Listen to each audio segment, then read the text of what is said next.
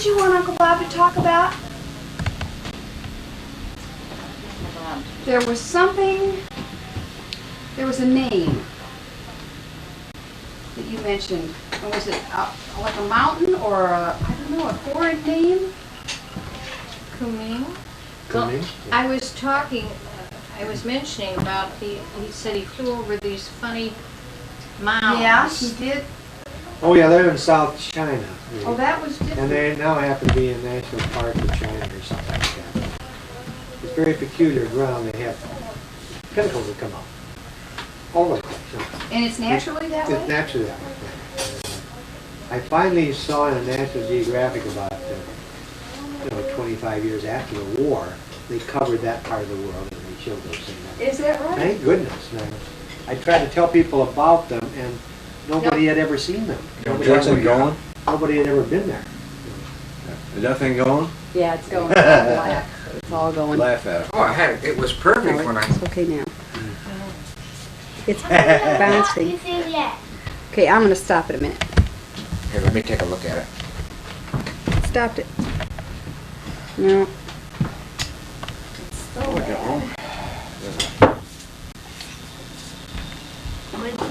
It's still bouncing? Yeah, why is it I never bounced before? Yeah, it does. That's part of its problem. Yeah. Good. Oh, Mother dear. Well, you ought to start with, have a dad tell you about the popcorn. I did. That's how I ended it last I time. know, but it's a good place to start. Oh, all right. What, again? You mean about the Dutch popcorn? Yeah, about the people who didn't know anything about popcorn and when you brought popcorn. Yeah, but I already told that. Okay. Right? Yes. You want me to tell it again? I don't think so. All right. Bob can tell about the Indian popcorn. Well, I can tell you some stories about India. Didn't get into that. Good. Okay. The time I was in the Dum Dum Airport, it's outside of Calcutta. There was an assignment to take some general to New Delhi and then up to Kashmir. And there was a medical doctor aboard too, he was an army officer. And we went up to New Delhi. I don't think it was that time that we circled the Taj Mahal. Bill took some photographs over my shoulder that we have on the wall someplace. Her name was Fob Lillier, and she was a Red Cross person.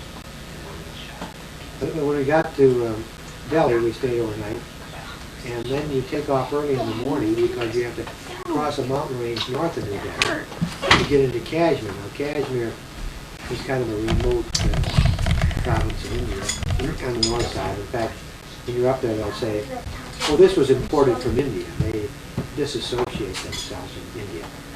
But you fly over the ridges in the morning because in the afternoon the clouds build up so high that the storms get there and you can't get in. But when you let yourself down inside Kashmir, it's like a lost valley. There are many lakes and canals. It's considered the Venice of India or Asia. You land there and you land at the Maharaja's private airfield. The Maharaja was one religion and most of the population was another. And I don't know whether they were Hindu or Muslim or vice versa. I can't remember which was which. But the British found this place and they had a lot of houseboats. And we landed and then we were taken to a houseboat, which we lived on. And there'd be other houseboats near us. And I remember there was a blonde English girl who looked like 17. She was some army officer's daughter that was up there on vacation. And she would go swimming because you could swim outside your houseboat. There's nothing but water there. And we enjoyed about 4 or 5 days there before we had to fly out again.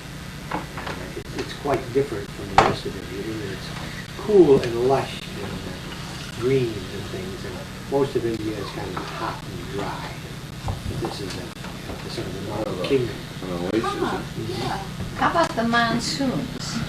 Well, they came and went on a seasonal basis. But we had some pretty heavy rainfalls up in Lido. We slept in British-type tents, which were double-layer tents. One tent tent inside an outside tent. Uh-huh. And I can remember one time it rained so hard that I woke up and looked down and my shoes were starting to float. I captured them rapidly so they didn't float away. Oh, my But God. we had, they had, my predecessors at that camp had done a lot of things. They built an officers club out of makeshift materials and had a bar and all this good stuff so that we could go in there and relax and have a drink if we wanted to.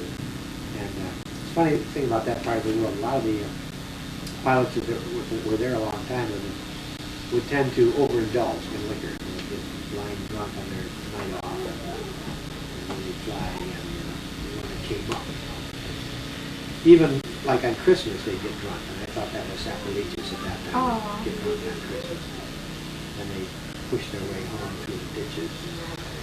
On their hands and knees, they couldn't get back out of that. What did you guys do on your 2 Christmases that you spent away from the States? Do you remember what you did on Christmas Day? When Really did- three, it was really 3 because I spent 2 of them overseas, didn't I? Yeah. And the One first we- one, the first one, we were in I was Washington, in Washington D.C. D.C.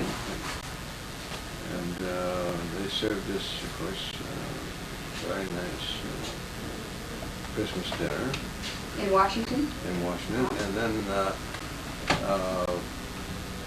as I remember correctly, the American Army really treated the fellows the best that they could, which was very good because they saw to it that we had turkeys, I remember, at Christmas. Well, of course, the second Christmas overseas, the war was over. But I don't remember what we did. That first Christmas was right at the Battle of the Bulge, and the Germans, of course, had confiscated a lot of the Our gifts gifts we that sent 'em. were sent over. Did Dad ever get any of yours? Well, he got some. Yeah. Well, I kept sending packages, you know. Not all at one time? Yeah. But at Christmas, I don't think he ever got that during the Battle of the Bulge. And there were a lot of them that didn't get their gifts during that period, and so they kind of screwed that Christmas Day up. But When did they come up with the song, I'll Be Home for Christmas? Was that the first, Oh, your that- first Christmas over there? So sad. no, they when the song was when it actually came out, I don't know, but I remember when we were in Washington. I think it was at that time when they banned it on the jukebox because Because it was so sad. it made everybody too sad, you Oh, know. it would. Yeah. And so they decided it wasn't a very good thing. Now, where were you at I was in Christmas? Lido the first Christmas I was over there, which is an easternmost base in India. It's in the northern part of India, it's flush on the Chinese border, which of course is up in the mountains. It happened to be a railhead. You could get things into Calcutta, like supplies, and take them by train up to Lido, and that's as far as the railroad went, so that's where our airfield was.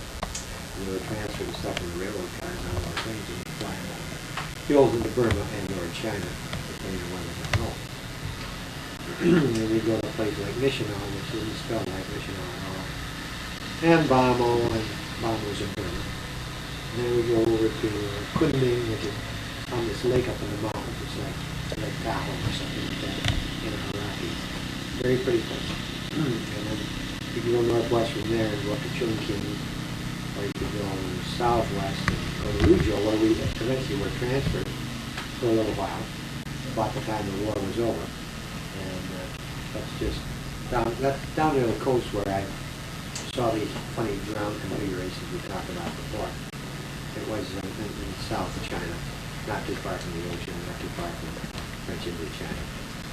That's the part they had a part for China. Is that where Ching Chop Suey came from? I'm not sure where that came from.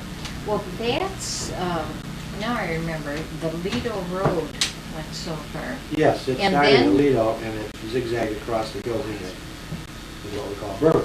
Uh-huh. And it went down to about Lashio, and Lashio was the beginning of the road that went into China. I guess they call it, let's see what they call that road.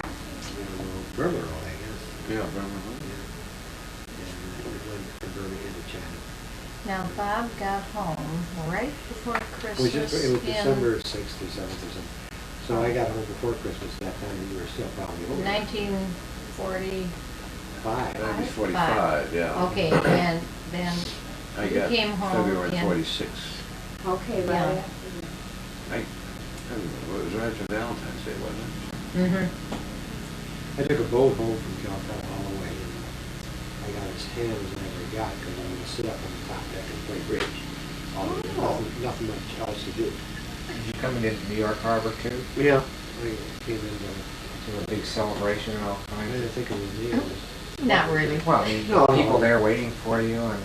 That was only for No, the no. celebrities. They never, the they celebrities, never huh? told when They would people come in, were no. coming home. No, I you know. called Why home, not? I think, when I got off. of Well, work. I suppose security maybe, I don't Well, know. they don't know when they're coming in, maybe.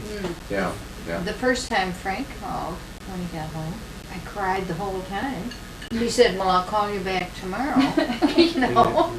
So you really didn't have an idea when either Dad or Bob would be back, or did you have a rough idea? I don't think Rough, so. maybe, maybe No, no. rough, but There, not, there was such a thing as... What was the mail called? Did you get letters from them with the little tiny print? oh, you know, that's V-mail, V-mail. yes. But you see, Dave, we couldn't, we didn't know ourselves exactly, because I remember we went up to Bremerhaven, and we were in a camp there, you know, to be shipped back. And you didn't know if it was going to be next week or not. I think we sat around there for a couple of weeks. We used to play cards every day, you know, gin Just rummy killing or time? whatever. And so we really didn't know, say. Huh. And Well, my uncle was in the Marines, and I remember my mom saying he would write home, and he wasn't allowed to say where he was, you know, or what he was doing, you know. But you know, and she showed me some little tiny letters, you know, with little Yeah. blackout spots in them, you know, Mhm. if they said something they weren't supposed Censorship to. people. Yeah, and but he wasn't allowed to say where he was, but he was allowed to send photographs. And he sent a photograph of him in a 2 or 3 lays around his neck and a grass skirt. You know, he was in Hawaii. Yeah, right. That figures, You know, he wasn't allowed to say he was in Hawaii, but that's, you know, by the photograph. He spent the whole war in Pearl Harbor, you know, after 1941. Is that right? Which was a pretty good place to be. you Yeah, know. all things considered. All things considered, you know, he was a postman and, you know, and a cook. That's what he did through the whole war. Well, Mom has letters that you sent that were censored, doesn't she? oh yeah, Where they're cut they out. were all censored. Yeah. I guess that they didn't censor them after the E-Day, but maybe the fact that the war with Japan was still going on, maybe they did. I don't remember, but I would guess maybe not Yeah. from Europe, you know. But as far as knowing when we were going to leave, we really didn't know ourselves, Yeah. you know. It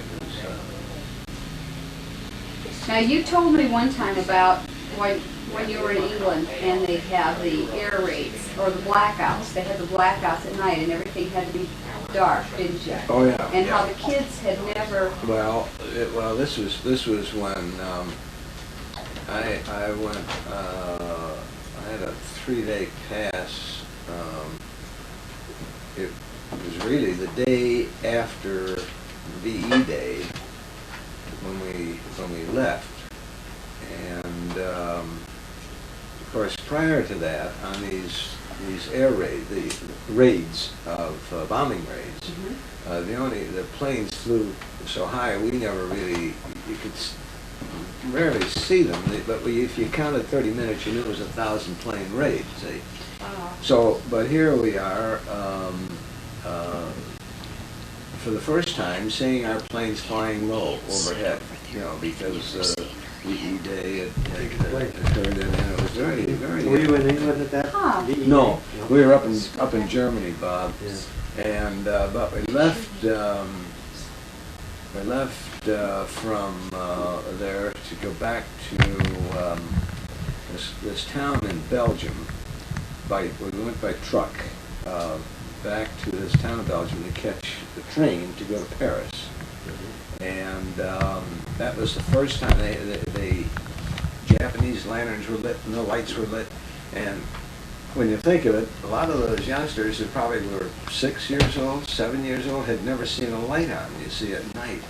And of course the people were all, you know, happy, and they're cheering us with wine and everything, Oh, you know. yeah, you were heroes. And of course, then when we got into Paris, our planes were still coming in every day and flying low, you know. And it was, Wow, that's it was exciting. very touching, yeah.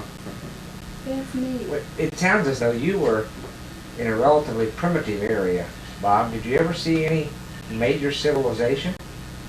Or were you just kind of an Well, we would outpost? occasionally get a flight to Calcutta from up in Lido for some reason or other, but I wouldn't call Calcutta a major civilization. I did fly into a city called Bangalore, which is in the middle of that continent, you know, kind of hidden down there, in the lower part. And that place, the Maharaja that had elephants and things that were parading around all the time, and I haven't seen a town of that you know, magnificence or something at the time.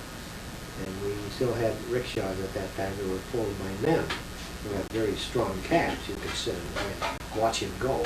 He got these long handles. He pulled you all over town, you know, and you pay him a few rupees or something. The Americans sort of ruined the exchange rate because they would give them more money for tips than they should. Because the British had a certain level of payment for everything, and we sort of tipped over the apple cart on that. Over tipping because they didn't know what they had. They get so much money, and they give the guy something more than he should have. You know. Yeah, how true that is, because we had pretty much the barter deal. You'd get thus and so done, you know, washing whatever it was for maybe a chocolate bar. Wow. The guys finally overdid it. First, that became a pair of shoes, and then they, you know, they're not dumb, so they would come back and they'd want more. Say. So they, the GI kind of ruined it for himself. Our laundry people were probably like Go sit yours. next to your dad, honey. Get in the camera. Laundry people were something like yours. They'd take your shirts or whatever you had, and they just kept beating them on the rock at the river. Yeah, yeah, Like that's right. that, and without soap, and they finally get it clean, but it did tend to wear out the shirts kind of fast. Well, Yeah. was the river, And they would Clean? use, like, my symbol was 3 dots, like in a triangle. oh, I to mean, tell a yours? laundry mark, right? So I could tell my stuff from somebody else, and somebody else's 2 dots, or somebody else's 4 dots, or something. Yeah. That's how that How readily did you get re-equipped? I mean, how long did you have to stay in the same uniform before you got a different one or whatever? That's kind of a interesting question. Well, we were in what we called combat fatigues, I suppose you'd call them. We weren't in the dress outfit. But was, did you go through the whole war with one outfit, or Oh. you got new? No, we were issued, as I remember, we were originally issued two combat fatigue outfits and 2, well, one like well, it did become an Eisenhower jacket after a while, but you're issued 1 dress jacket and maybe 2 wool shirts, 2 wool pants, eh? And but when I mentioned the chocolate bar before, of course, this wasn't for the women. They would do this, you know, for their kids. Eh? And of course, you know, the average GI, he was a softy for the kids, and 1 chocolate bar, you have 2 or 3, you know, whatever they had. Gosh. Yeah. Did the kids pretty much idolize you too? Well, in a lot of cases, you didn't see the kids all the way down at Brest, when we were set up in our foxholes and pup tents. I remember there were some of these little kids. Sometimes there was one little girl that used to come around our camp a lot, and she was probably, I would think, with like that, maybe. Huh. Maybe a little younger even. No, maybe like that. And she'd come visit, you know, and go. Aw. Yeah. Now, when you first went in, where did they send you first? Camp Grant in Rockford. In Rockford, Illinois? Rockford, Illinois.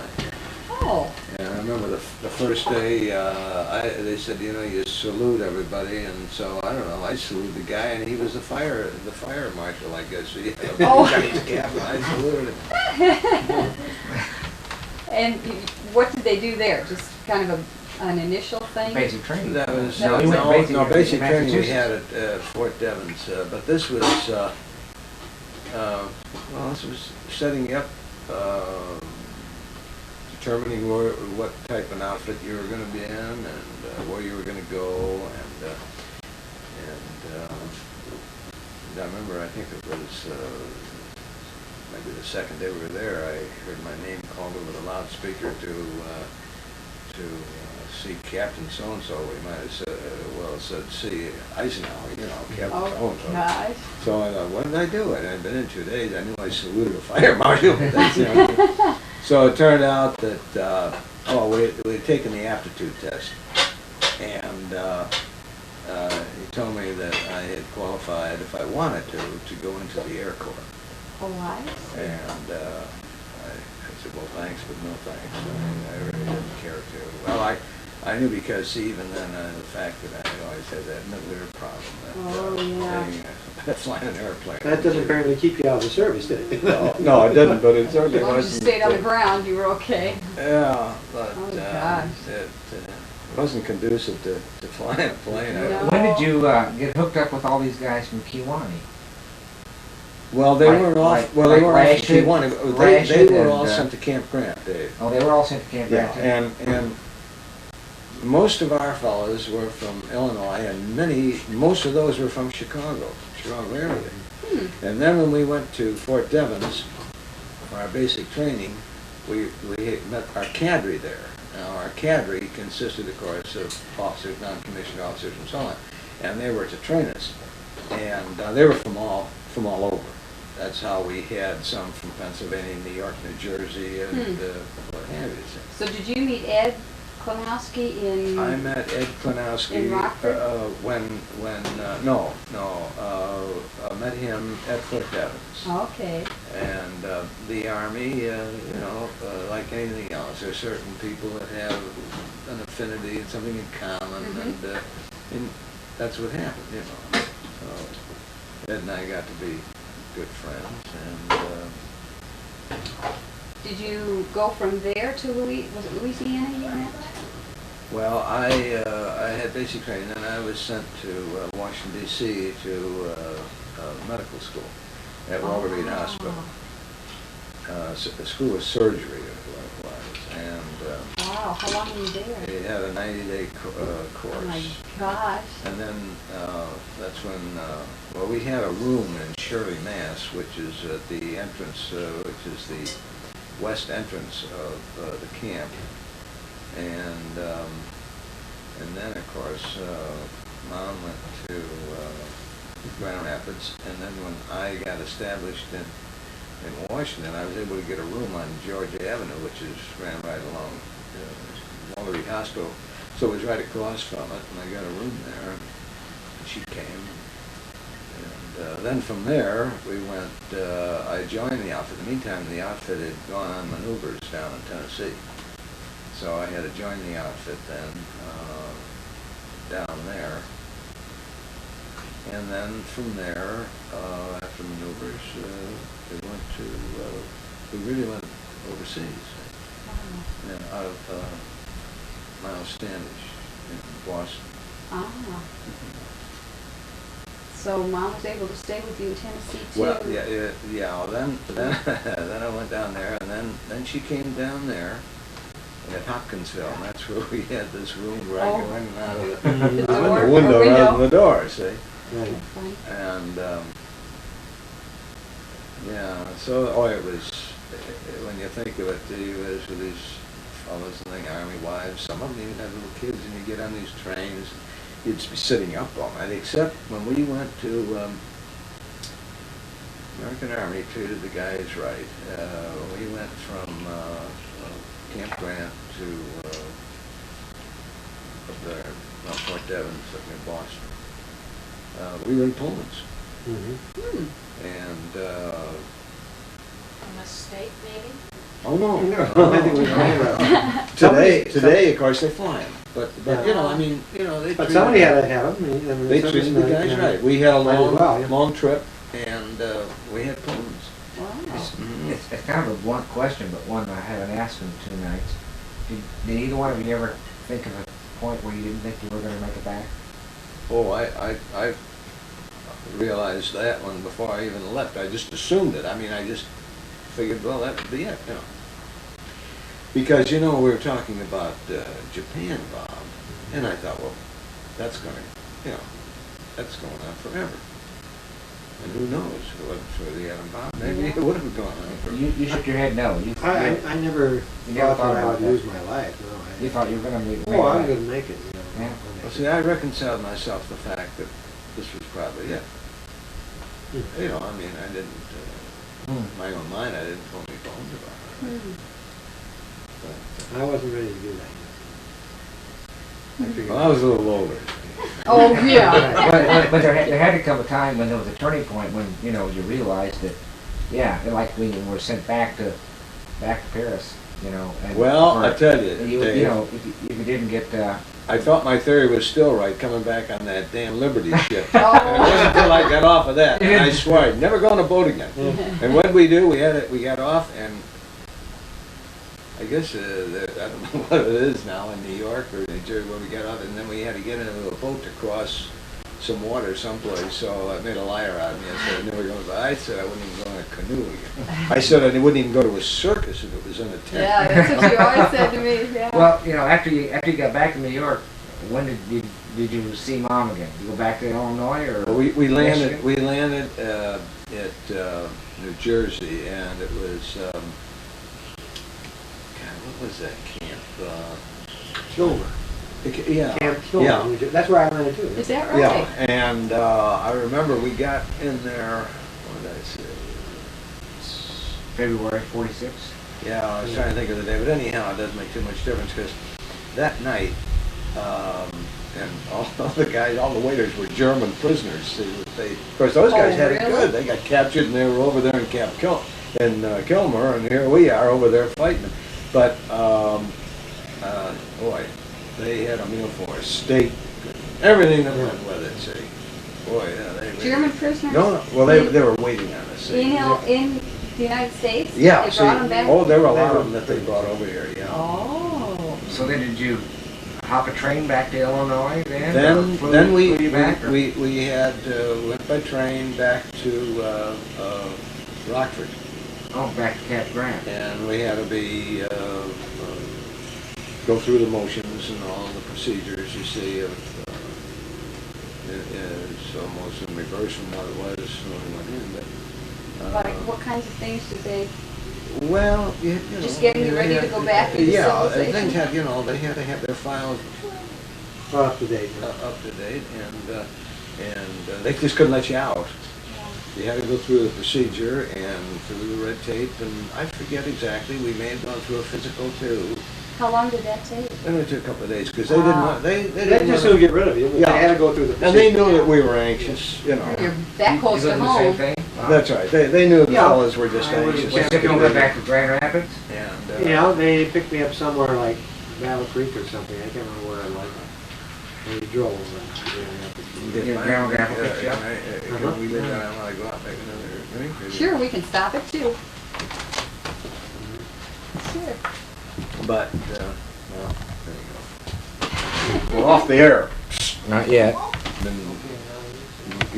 Well, first of all, when I came out of school in Washington, you automatically came out as a corporal technician.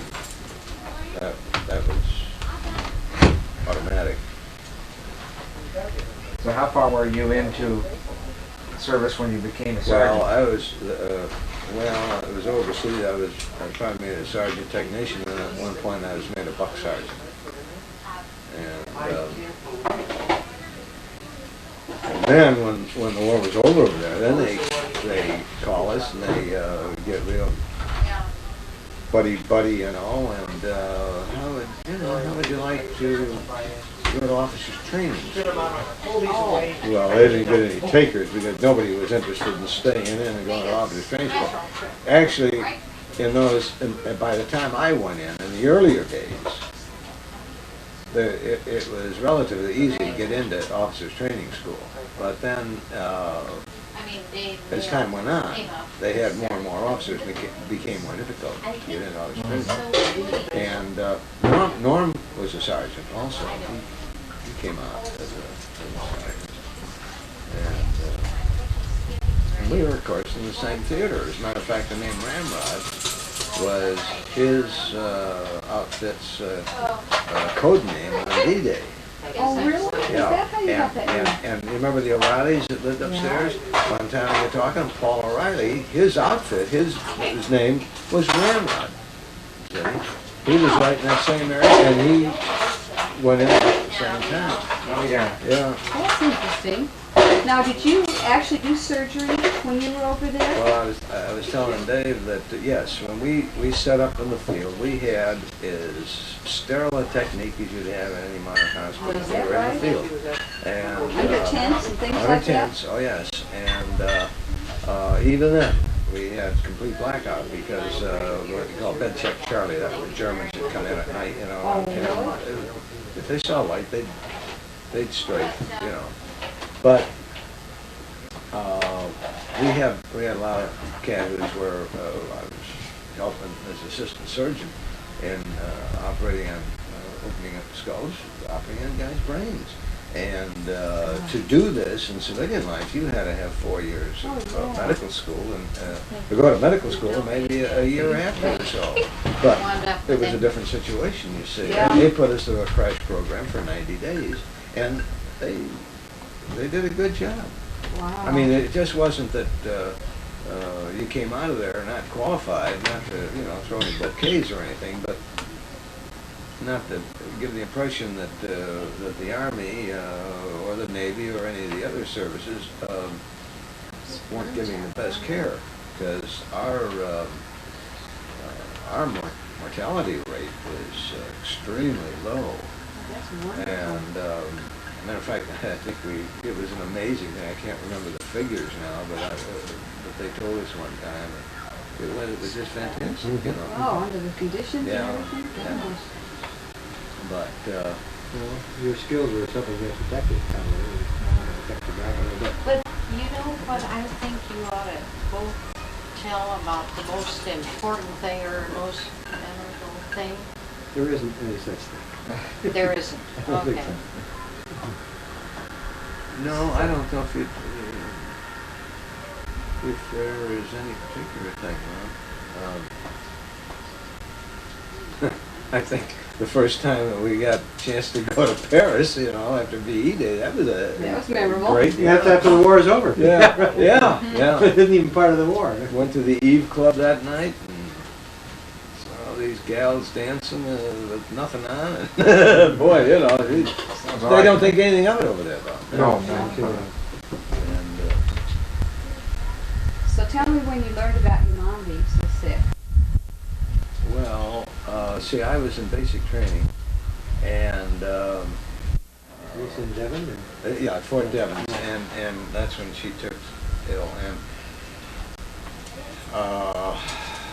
so I got a leave. Oh, a leave, and actually they were dragging their heels, but if it wasn't, we had a very fine chaplain. He went to the nth degree to make sure that I got out of there.